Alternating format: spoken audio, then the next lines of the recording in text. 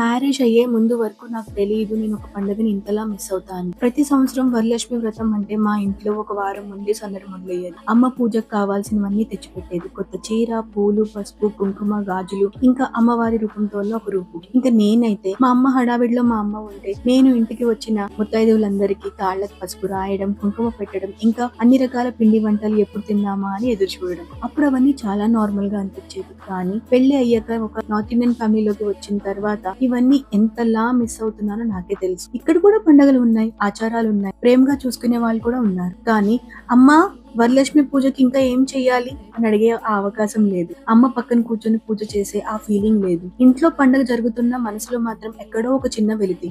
అప్పుడు అర్థమైంది, మనకి పండగ అంటే కేవలం పూజ కాదు, మన వాళ్ళతో కలిసి గడిపిన జ్ఞాపకాలన్నీ కలిపిన ఒక ఫీలింగ్. పెళ్లి తర్వాత కొత్త ఇంటిని మన ఇల్లుగా చూసుకుంటాం, కొత్త ఆచారాలు నేర్చుకుంటాం అండ్ ట్రెడిషన్స్ ని యాక్సెప్ట్ చేస్తాం. కానీ కొన్ని పండుగలు మాత్రం మనల్ని మళ్ళీ ఆ చిన్న ఇంటికి, అమ్మ దగ్గరికి, చైల్డ్హుడ్ కి తీసుకెళ్తాయి. ఒక తెలుగింటి అమ్మాయిగా వరలక్ష్మి వ్రతాన్ని అండ్ వరలక్ష్మి వ్రతానికి ఉన్న ఆ మహత్వాన్ని ఎంత మిస్ అవుతున్నానో నాకే తెలుసు.